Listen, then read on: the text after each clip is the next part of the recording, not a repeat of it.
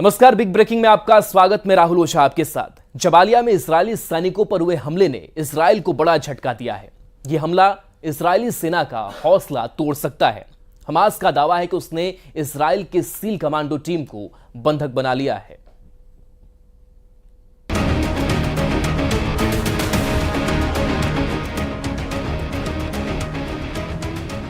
इन तस्वीरों ने इजराइल में तूफान ला दिया है। गाजा के सुरंगों में घसीट कर ले जा रहे इजरायली सैनिक कोई आम फौजी नहीं है। ये इजराइल के सबसे खतरनाक कमांडो माने जाते हैं। ये है इजराइल के सील कमांडो, जिन्हें शायतेत 13 यूनिट के नाम से जाना जाता है। शायतेत 13 इजरायली नौसेना का ठीक वैसी ही कमांडो यूनिट है जैसे अमेरिका के सील कमांडो होते हैं। यह यूनिट इजराइल के इंटेलिजेंस ग्रुप शिन बेत के तहत ऑपरेट करती है। यही वजह है कि हमास के हमले ने शायतेत 13 कमांडो की पूरी टीम के रुतबे को चकनाचूर कर दिया है। पूरे इजराइल में यह वीडियो वायरल हो चुका है। इन तस्वीरों को देखकर नेतन्याहू के कैबिनेट में कोहराम मच गया है। जिस फोर्स को इजराइल की सबसे एलीट कमांडो यूनिट माना जाता था, उस पर हमास ने पॉइंट ब्लैंक रेंज से हमला किया है। शायतेत 13 यूनिट पर हुए इस हमले में कितने कमांडो मारे गए, कितने कमांडो बंधक बने, इस पर पूरे इजराइल में खामोशी छाई हुई है। गाजा के शायतेत 13 का मारा जाना नेतन्याहू के लिए बहुत बड़ा सदमा है। हमास का दावा है कि उसने कई इजरायली कमांडो को बंधक बना लिया है। अब जबालिया में हमास और शायतेत 13 के बीच हुए इस एनकाउंटर की पुष्टि कैसे हो रही है, इसे बहुत गौर से समझिएगा, क्योंकि इजरायल इस बात को मानने के लिए तैयार नहीं कि उसके सैनिक गाजा में हुई लड़ाई के दौरान बंधक बना लिए गए हैं। हमास ने जो तस्वीरें जारी की हैं, उसके कमांडोज के कपड़ों और हथियारों में कई ऐसी चीजें हैं जो इस बात की तरफ इशारा करती हैं कि इस एनकाउंटर में शायतेत 13 यूनिट शामिल थी। इसमें है चेक गणराज्य की बनी हुई स्कॉर्पियन ईओ राइफल, जो सिर्फ इजराइल की शायतेत 13 कमांडो यूनिट इस्तेमाल करती है। स्कॉर्पियन ईवो राइफल में आगे लगा है साइलेंसर। इसका इस्तेमाल भी इजराइल की सील कमांडो यूनिट यानी शायतेत 13 ही करती है। शायतेत 13 इजराइल की खुफिया एजेंसी शिन बेत के तहत आती है और शिन बेत की रिपोर्टिंग इजराइल के प्रधानमंत्री यानी बेंजामिन नेतन्याहू को है।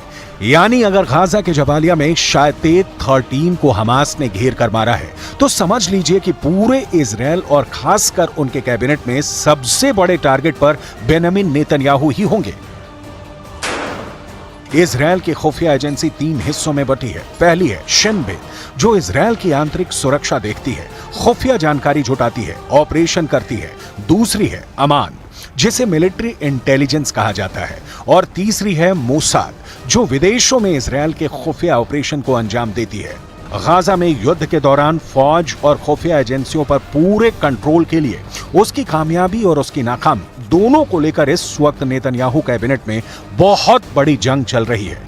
एक तरफ गाजा की सड़कें नेतन्याहू के धमाके से दहल रही हैं, दूसरी तरफ इजराइल की सड़कों पर ऐसा हाहाकार मचा हुआ है कि नेतन्याहू की सत्ता डोल रही है। एक तरफ इजराइल गाजा पर लगातार बम गिरा रहा है, तो दूसरी तरफ तेल अवीव की सड़कें नेतन्याहू के खिलाफ नारों से गूंज रही हैं।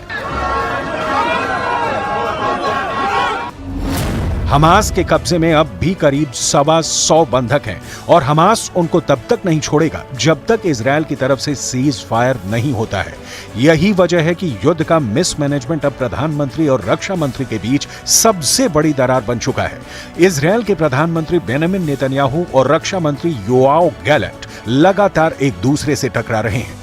पब्लिक के गुस्से का साइड इफेक्ट वॉर कैबिनेट में पहुंच गया है। इस प्रदर्शन और इस हंगामे के बीच इजराइल में सत्ता के गलियारों और बंद कमरों के बीच कुछ ऐसा हो रहा है जिसे दुनिया के सामने आने से रोका जा रहा है, लेकिन इजराइल की मीडिया ने पर्दाफाश कर दिया है। इजराइल की मीडिया का दावा है कि इजराइल के वॉर कैबिनेट में बड़ा झगड़ा हो चुका है। जेरूसलम पोस्ट में जो खबर छपी है, उससे लगता है कि प्रधानमंत्री बेंजामिन नेतन्याहू और रक्षा मंत्री योआव गैलेंट के बीच हो गई तू मैं। टाइम्स ऑफ इजराइल में यह खबर छपी है कि मिलिट्री चीफ ने कहा है कि नेतन्याहू के पास गाजा को लेकर कोई नीति नहीं है। नेतन्याहू पब्लिक से लेकर अपने वॉर कैबिनेट तक घिर चुके हैं। कमांडर से लेकर मंत्री बता रहे हैं कि नेतन्याहू ब्लंडर कर रहे हैं। ये बात साफ कर दें कि इजरायल के प्रधानमंत्री बेंजामिन नेतन्याहू और रक्षा मंत्री योआव गैलेंट एक दूसरे के कड़े विरोधी माने जाते हैं, लेकिन गाजा में युद्ध को लेकर दोनों करीब आए। हालांकि अब दोनों की दुश्मनी सतह पर आ चुकी है। एक बड़ी मीटिंग में नेतन्याहू थे, रक्षा मंत्री गैलेंट थे और साथ में इजरायल की सिक्योरिटी एजेंसी शिन बेत के चीफ रोनेन बार भी थे। इजरायल की मीडिया का दावा है कि रोनेन बार ने कहा, हमारी रक्षा मंत्री से बात हुई। इस दौरान सभी मोर्चों पर गहराई से चर्चा हुई। नेतन्याहू ने तभी शिन बेत के चीफ रोनेन बार को रोका। वो बोले, क्या आपने ऐसी जरूरी चर्चा रक्षा मंत्री से ही कर ली? इस बार शिन बेत के चीफ रोनेन बार ने कहा, हां, इसमें सवाल किस बात का है? तब नेतन्याहू ने कहा, जितना मुझे याद है शिन बेत और मोसाद ये दोनों प्रधानमंत्री के तहत आते हैं। ये बात रक्षा मंत्री यो गैलेंट को अखर गई। गैलेंट ने नेतन्याहू से फौरन पूछा कि आप रक्षा मंत्री को युद्ध पर जरूरी बात करने से रोक रहे हैं। इस मामले में आप क्या करेंगे अगर रक्षा मंत्री का इसमें दखल नहीं होगा? इस पर नेतन्याहू ने कहा, युद्ध को लेकर जो चर्चा होगी वो यहीं मेरे साथ होगी।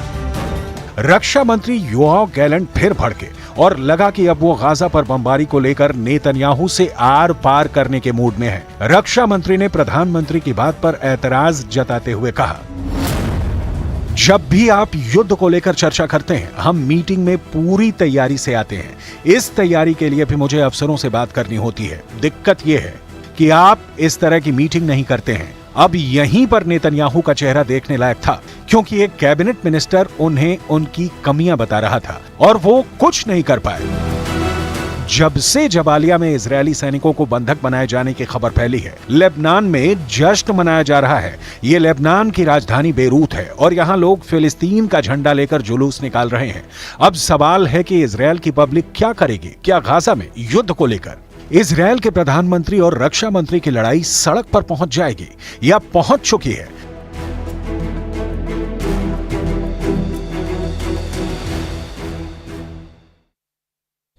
गाजा के पास इसराइल और मिस्र की सेना के बीच लगातार जंग देखने को मिल रही है। ये रिपोर्ट देखिए।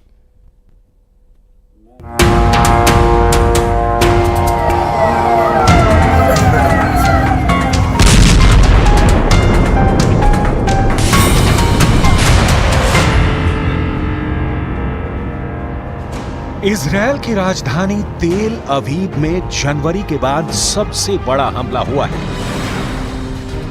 यह रॉकेट अटैक के बाद उठ रहा धुआं है। तेल अवीव में अजीब सी दहशत फैली हुई है। गाजा से कत्यूशा रॉकेट फायर करके हमास ने साबित कर दिया है कि वो खत्म नहीं हुआ है। गाजा के रॉकेट मेन सुरंगों के अंदर और सुरंगों के बाहर एक बार फिर लैस हो चुके हैं। हमास की रॉकेट फोर्स लगातार एक्टिव है। इजरायल में लगातार सायरन बज रहे हैं। गाजा में हमास की फायरिंग पावर में कोई कमी नहीं आई है।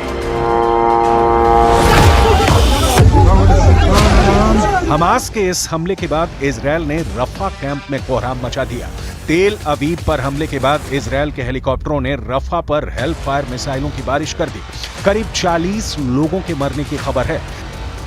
रात भर रफा का ये राहत कैंप जलता रहा, लाशें निकाली जाती रहीं। ये सिलसिला सुबह भी जारी रहा। रफा दक्षिण गाजा में वो जगह है जहां करीब 12 से 15 लाख लोग मौजूद हैं, क्योंकि इजरायल ने पूरा उत्तरी और मध्य गाजा खाली करा लिया है। جيش محتل كاذب فيش آمن في غزة لا يوجد آمن فيش لا لطفل آمن ولا الشيخ ولا المرأة هي هو وزوجته هي استشهدوا وراحوا ترك الأطفال أبرياء إيش ذنبهم إيش ذنب الأطفال تتيتم। इजरायल ने रफा पर जो मौत की बारिश की, उसकी वजह तेल अवीव पर हुए हमले से ज्यादा हमास का एक बहुत बड़ा हमला है जो जबालिया में किया गया।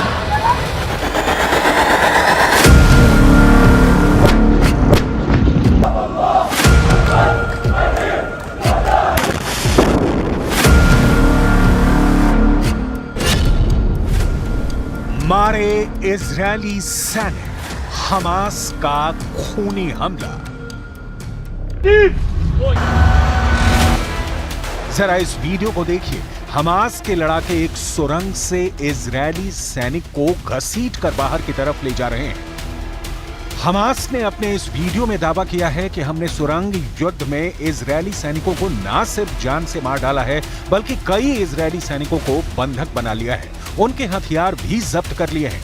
ये वीडियो उत्तरी गाजा के जबालिया कैंप का बताया जा रहा है। हम आपको एक एनिमेशन के जरिए बताते हैं कि आखिर हमास ने इजरायली सैनिकों को इतनी आसानी से कैसे मार डाला, क्योंकि इजरायली सैनिकों के पास न सिर्फ घातक हथियार और हाई टेक्नोलॉजी मौजूद थी, बल्कि मरकाबा टैंक और फुल बैकअप पीछे से मौजूद था। हमास के दर्जन भर लड़ाकों ने सबसे पहले जानबूझकर सुरंग में अपनी लोकेशन इजरायली सैनिकों को दिखा दी। जैसे इजरायली सैनिकों को लगा कि सुरंग के अंदर दर्जनों हमास के लड़ाके छिपे हैं, वो तुरंत घातक हथियारों के साथ सुरंग में घुस गए। सुरंग में इजरायली सेना की स्पेशल यूनिट के कमांडो घुसे थे। जैसे ही हमास का पीछा करते हुए इजरायली सैनिक सुरंग में घुसे, तभी सुरंग में हमास ने जोरदार धमाके कर दिए और उन पर गोलियों की बौछार कर दी। हमास ने दावा किया है कि उसने इजरायल के कई सैनिकों को सुरंग में मार डाला है और इजरायल की स्पेशल फोर्स के कमांडोज को बंधक बना लिया है। अल कसम ब्रिगेड्स के प्रवक्ता अबू उबैदा ने कहा, हमारे लड़ाकों ने इजरायली सेना को लालच देकर एक सुरंग के अंदर हमला करवाया और फिर इजरायली सैनिकों को मार डाला। كانوا ولا زالوا لقوات العدو بالمرصاد، فنفذوا عشرات العمليات ضد قواته على مدار أكثر من أسبوعين في جباليا ورفح وبيت حانون وفي كل محاور العدوان والتوغل. وكان آخر هذه العمليات عملية مركبة نفذها مجاهدون عصر اليوم السبت شمال قطاع غزة.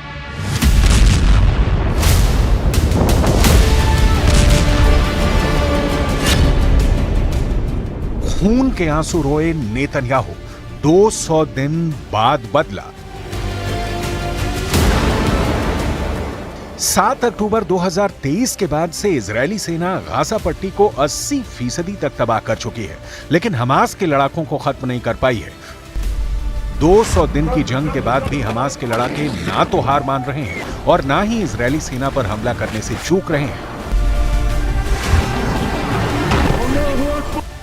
हैरानी की बात तो यह है कि हमास के लड़ाके अब उन जगहों पर हमला कर रहे हैं जहां नेतन्याहू दुनिया के सामने दावे कर रहे थे कि उत्तरी गाजा और जबालिया इलाके से हमास के लड़ाकों का पूरी तरह से खात्मा कर दिया गया है। कब्र से निकला हमास, जबालिया में फंसा इजरायल। इस वक्त इजरायली सैनिक रफा, उत्तरी गाजा, दक्षिणी गाजा, गाजा सिटी और मध्य गाजा में जंग कर रहे हैं। पश्चिमी देशों के वॉर एक्सपर्ट साफ कह रहे हैं कि 200 दिन से ज्यादा की जंग के बाद इजरायल रफा में फंस गया है। जरा देखिए, हमास के लड़ाके हाथों में हथियार लिए एक बार फिर से इजरायल के खिलाफ एकजुट हो चुके हैं। जनाजे में उमड़ी भीड़ साबित कर रही है कि भले ही इजरायल 10,000 से ज्यादा हमास के लड़ाकों को मार चुकी है, लेकिन हमास के लड़ाकों की संख्या में जरा भी कमी नहीं आई है। शायद यही वजह है कि रफा में इजरायल के भीषण हमले के बावजूद हमास की लड़ाकू क्षमता में कमी नहीं है। 6 मई 2024 से दक्षिणी गाजा के शहर रफा में इजरायली सेना ने हमले शुरू किए। रफा में 20 दिन से ज्यादा की भीषण जंग में इजरायल की आईडीएफ ने हमास के 70 ठिकानों पर हवाई हमले किए। इजरायल की आईडीएफ ने दावा किया है कि उसके सैनिकों ने मरकावा टैंक और भारी हथियारों के साथ रफा में ग्राउंड ऑपरेशन किए हैं, जो सफल रहे हैं। आईडीएफ का कहना है कि इजरायल के इस ऑपरेशन में 50 से ज्यादा हमास लड़ाके पूर्वी रफा में मारे गए हैं। इसके अलावा हमास की दर्जनों सुरंगों को तबाह कर दिया गया है। इजरायल ने भीषण हमलों की वजह से रफा से 8 लाख फिलिस्तीनी भागने के लिए मजबूर हो गए हैं।